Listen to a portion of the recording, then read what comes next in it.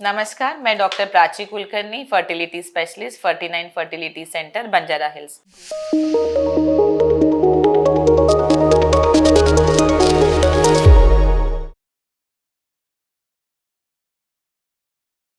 आज हम बात करेंगे एक ऐसे कंडीशन के बारे में जो जगभर लाखों महिलाएं इससे पीड़ित है, लेकिन कम से कम 7 से 10 साल उनके इसके डायग्नोसिस तक पहुंचने में चले जाते हैं। और ये कंडीशन काफ़ी बार, जिनको अनएक्सप्लेन इनफर्टिलिटी कहा जाता है, इन महिलाओं में कॉमनली देखी जाती है।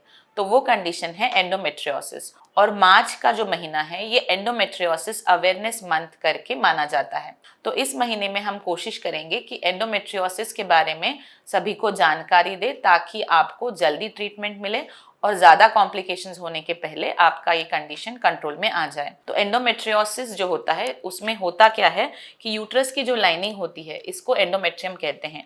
ये लाइनिंग यूट्रस के सिवा और भी जगह पे इम्प्लांट हो जाती है, जैसे कि यूट्रस का surface, tubes, ovaries, urinary bladder, rectum, कभी कभी दूर के ऑर्गन्स भी, यानी कि लिवर, लंग्स, ब्रेन पे भी ये एंडोमेट्रियम टिश्यू इम्प्लांट हो सकती है। और क्योंकि ये टिश्यू जो होती है हार्मोन सेंसिटिव होती है, यानी कि जैसे आपके ओवरीज से एस्ट्रोजन और प्रोजेस्टेरॉन आ रहे हैं, ये टिश्यू जो होता है मोटा हो जाता है, ताकि अगर प्रेगनेंसी आए तो वो प्रेगनेंसी को सपोर्ट कर सके।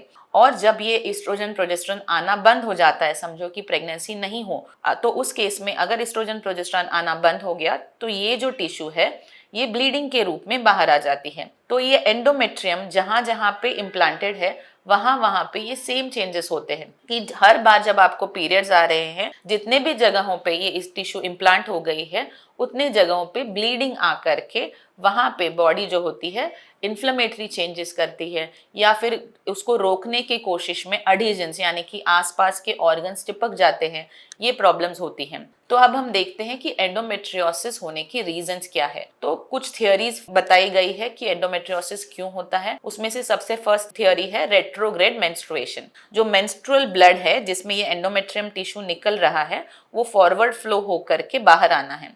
अगर बाई चांस कभी ये एंडोमेट्रियम वाला जो ब्लड है अगर पीछे की तरफ चले गया, यानी कि रेट्रोग्रेड फ्लो हो गया, तो वो उसके साथ में टिश्यू ट्यूब से बाहर आके ट्यूब्स के सरफेस के ऊपर, ओवरीज पे और अदर जगह पे इम्प्लांट हो सकती है। तो ये रेट्रोग्रेड मेंस्ट्रुएशन के वजह से टिश्यू बाहर आके दूसरी जगह पे इम्प्लांट हो गए। सेकेंड रीजन माना गया है सिलोमिक मेटाप्लेजिया। इसका मतलब है जो कि सारे ऑर्गन्स होते हैं उनके ऊपर एक लाइनिंग होती है, उसे हम कहते हैं एपिथेलियम।